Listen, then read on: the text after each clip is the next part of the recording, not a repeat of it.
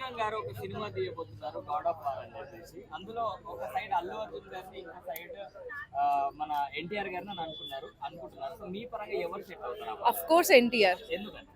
NTR already యమదొంగలో చేశాడు, చాలా Kings రోజులో బాగుంటాడు. అల్లు అర్జున్ ని నేను ఒక మూవీలో చూశాను, అంత కింగ్ రోల్ కి సూట్ అవ్వలేదు అతను. ఓకే.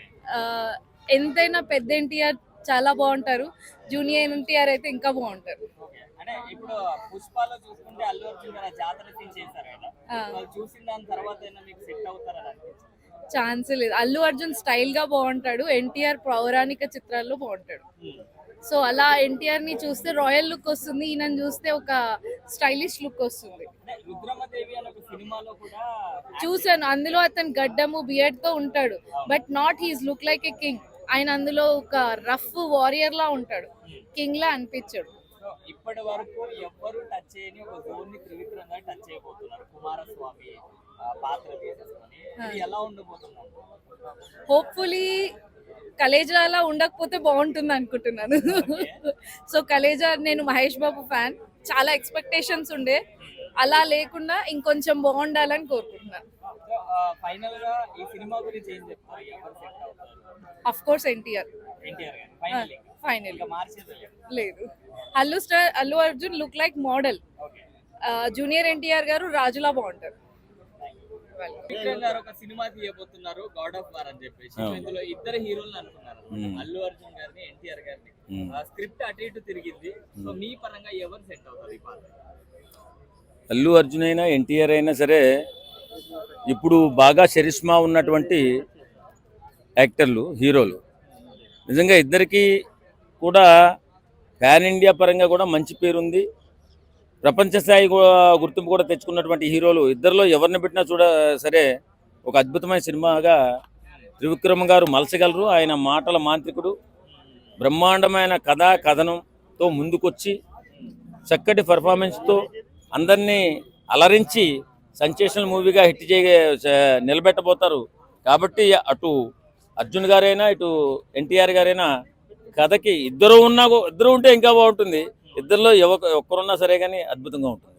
అంటే ఎక్కువ మనం చూసాం కదా, ఆల్రెడీ యమదొంగ చూసాము, అలానే మన పుష్ప 2లో కూడా అల్లు అర్జున్ గారు ఎక్కడ తగ్గలేదు. సో ఎవరు సెట్ అవుతారు? అంటే ఫ్యాన్స్ ఒకటి అదైపోయింది అనమాట, మా హీరో అని చెప్పి వార్ చేస్తున్నారు. ఇలాంటి ఫ్యాన్స్ మధ్యన మనస్పర్ధలు పెట్టకూడదు. ఎందుకంటే అర్జున్ అయినా లేకపోతే ఎన్టీఆర్ అయినా మంచి హీరోలు, తెలుగు హీరోలు. ఇప్పుడు వీళ్ళు ప్రపంచ స్థాయిని గుర్తింపు తెచ్చుకున్నటువంటి హీరోలు. ఇద్దరులో ఎవరు సినిమా చేసినా బాగుంటుంది.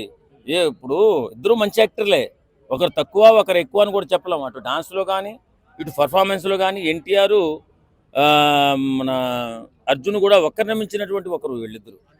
పౌరాణిక సినిమా కదా, సో ఎవరు ఆ పాత్రకి? పౌరాణిక సినిమా డైరెక్టర్ మీద ఆధారపడి ఉంటుందబ్బా, వీళ్ళు పర్ఫార్మర్సా కాదా అది మనం ఆలోచించాలి. ఇద్దరు కూడా గొప్ప పర్ఫార్మెన్స్ కాబట్టి ఇద్దరు యాక్ట్ అవుతారు, ఇద్దరిని కూడా చేయించుకోగలుగుతాడు. ఇతను తక్కువ చేస్తాడు, అతను ఎక్కువ చేస్తాడని చెప్పలేం కదా. కాబట్టి ఇద్దరు కూడా ఒకే సైజు మనుషులు కాబట్టి అతను అనుకున్న కథకి ఇద్దరు సరిపోతారేమో, లేకపోతే ఇద్దరిని పెట్టి సినిమా చేస్తున్నాడేమో. కానీ ఇద్దరులో ఎవరు చేసినా అద్భుతంగా ఉంటుంది. ఒకరు తక్కువ ఒకరు ఎక్కువ అని చెప్పలేము. ఇటు రామ్ చరణ్ అయినా సరే బాగానే ఉంటాడు. వీళ్ళు ముగ్గురు కూడా ఇప్పుడు పాన్ ఇండియా స్టార్లు, మన తెలుగు ఇండస్ట్రీ సూపర్ స్టార్లు. కాబట్టి ముగ్గురులో ఎవరు పెట్టి తీసుకున్నా సరే కానీ ఆ సినిమా మాత్రం సెన్సేషనల్ విజయం సాధించడం జరుగుతుంది. ఖచ్చితంగా త్రివిక్రమ్ శ్రీనివాస్ గారు ఒక పెద్ద భారీ ఎత్తులో సినిమా చేయబోతున్నారు, ఒక హిస్టారికల్ సినిమా చేయబోతున్నారు. పౌరాణిక సినిమాను హిస్టారికల్ సినిమా రెండు నాకు సరిగా ఐడియా లేదు, కానీ ఓ అద్భుతమైన సినిమా చేయబోతున్నారు మాత్రం తెలుస్తుంది.